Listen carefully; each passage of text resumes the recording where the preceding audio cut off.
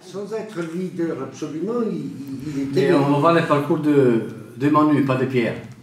Non, mais alors, Non, Manu était là à ce moment-là. Alors, c'est pour dire que qui est-ce qui était là encore? Non, Michel était... Si, j'étais Michel là. était présent. J'étais là, c'est moi qui ai accompagné Pierre jusqu'au camp d'aviation Ah oui. pour qu'il parte pour la France. Oui. Et moi, je suis resté à la maison pour garder la maison parce que tout le monde était parti et, et la presse et la télévision, mais je ne sais pas plus, ne pouvaient pas rentrer. Et je fermais là devant, mais ça ne fermait pas beaucoup bien. Et Dominique Barbet était là aussi? Non. Je ne crois pas. Il Pas vient encore. Ah non, après. après. Il vient après. Il vient pour renforcer. Hein. Eh bien... Comment tu as vécu ça, toi aussi, avec les Dominicains? Il faut que tu racontes ton histoire.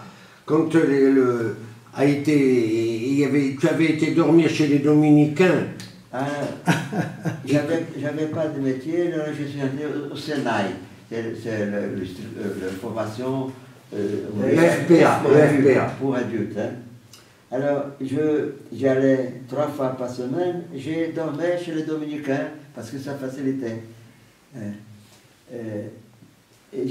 C'était le 4 novembre. C'est 4 novembre 69, il me semble. C'est 69. Alors, quand je me levais vers 5 heures pour prendre le bus et aller au travail. Et la maison est pleine de gens, je ne vois pas très bien ce que c'est. Et je prends ma marmite, je prends le déjeuner, je prends la marmite et je cours pour prendre l'autobus. Alors, au moment de prendre l'autobus, je suis arrêté par des policiers. Alors, parce qu'ils m'ont vu sortir du couvent et courir. Et le couvent était envahi. Cerné.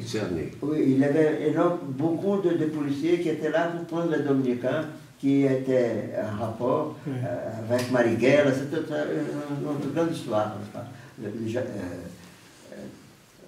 Des Dominicains, dont il y avait au moins 2 dont j'avais été maître de l'office. Alors, mais j'ai eu mais ils ne m'ont pas reconnu ni comme prêtre, mais j'ai dit, écoutez, je dois prendre le... Vous m'obligez à être en retard pour le travail. Alors, comme il m'a trouvé, moi, aucune occasion de emmener moi jusqu'à l'autobus, en bas. Alors, j'ai descendu de la voiture de la police jusqu'à quelques kilomètres pour prendre l'autre autobus qui allait au mon travail. Pendant que les 2 autres étaient emmenés par la police. Oui, oui. Mais j'avais pas... non, j'avais rien. Je ne pouvais pas m'apprêter. Je m'apprésentais simplement, je travaille. Et ils n'ont pas compris que j'étais... Le même jour, le soir, l'après-midi, il y a un nouveau ouvrier qui se présente pour l'imprimerie comme spécialiste des machines. Il y avait une cassée à Heidelberg, cassée, alors on l'a mis là. Mais il s'intéressait beaucoup à moi. Il disait, vous êtes ici étranger et tout, qu'est-ce que vous venez faire? Vous savez des Dominicains là? Ah non. Mais, je ne sais pas. Ben, le journal, oui, par le journal, je sais. Mais quel journal tu lis et tout cela? C'était un espion pour 15 jours, je l'ai eu là. Mais il n'a pas pu me prendre, non. Gaspard était plus malin que lui. Je l'avais vu. Alors, c'est Manu qui raconte. Voilà.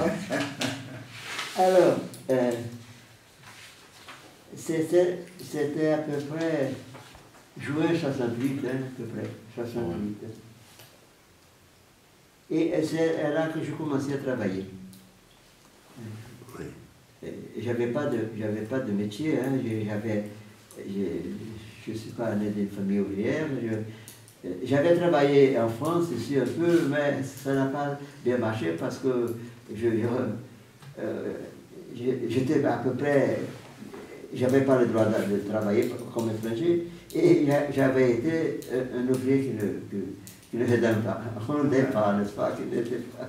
Alors, je n'ai pas réussi à rester longtemps. Alors, c'était un peu difficile de trouver du travail, mais finalement, on a trouvé, à travers un ami qui était d'église, dans une... Oui, finalement, je suis rentré dans un travail, c'était à peu près septembre-octobre 68. Alors, j'étais manœuvre. Je suis resté au moins 6 mois, 1 an, en balayant l'usine. C'était une usine une mécanique de... Fonderie. Non, c'était pas une fonderie, c'était une fabrication de vannes. De vannes et de vannes en bronze. De toute taille, des petites jusqu'à des vannes énormes. Alors, je suis resté 1 an comme ça. Évidemment, ça me déclarer prêtre, mais surtout quand on commence, c'est facile à repérer que le type n'était pas un vrai. Mais j'ai été vraiment reçu très bien par les ouvriers. Un peu avec suspicion, sans doute, n'est-ce pas? Mais au fur et à mesure, c'était bien. Et en même temps, on continuait le travail au quartier. Alors, j'avais déjà, par conséquent, 2 ans quand je suis venu en France pour l'élection, pour la rencontre après l'élection de Michel.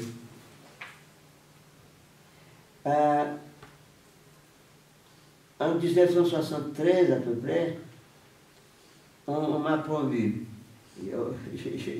J'ai passé de simplement manœuvre et balayeur à m'occuper de la fabrication des tiges. Alors, je pensais justement vous expliquer, avant de faire un discours, je fais un dessin. Je vous montre un peu ce que je faisais. Voilà.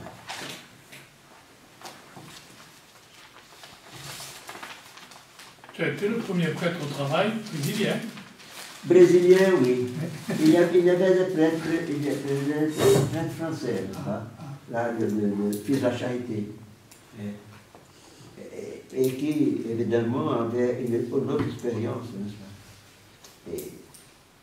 Mais alors, on m'a mis à travailler, voilà.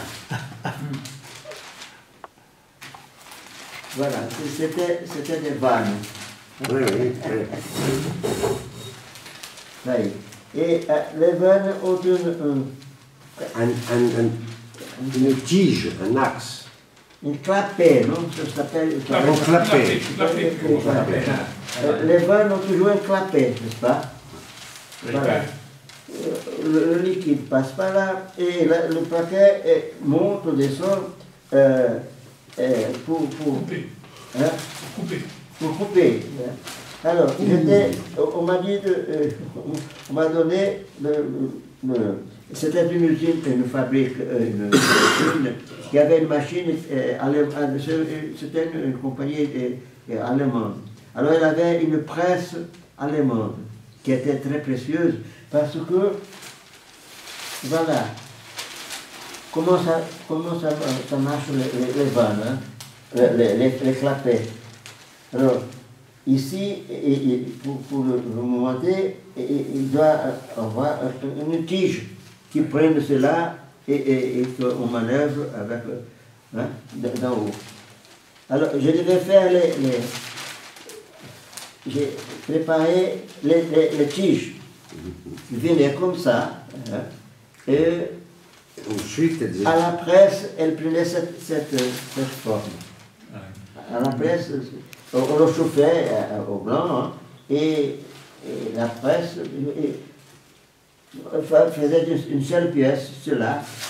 Alors il fallait passer autour et elle devenait comme ça. Pour introduire ici. Voilà, c'est ça. Pour que ça puisse à la fois pousser et tirer. Oui, passer et espérer. Alors, je restais au moins, je vois ici à peu près, au moins 3 ans. Moi, je t'ai connu.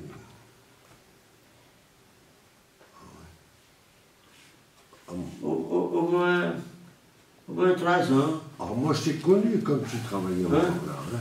Quand je suis arrivé en 70, tu travaillais encore là. Oui, et je travaillais de 60. J'ai pris ce travail à peu près en 70. J'avais un an et demi à l'usine. Oui. Alors, c'était assez dur parce que l'horaire de travail était assez dur aussi. Je prenais le travail à 6 heures et je célébrais tous les jours avant de partir. Alors je me levais à 4 heures à peu près. Hein. Je célébrais tout seul évidemment. Et les trains, c'était quelque chose d'inimaginable. Des fois, on perdait tous les boutons de la chemise parce qu'elle était tellement pressée. Hein. Et voilà.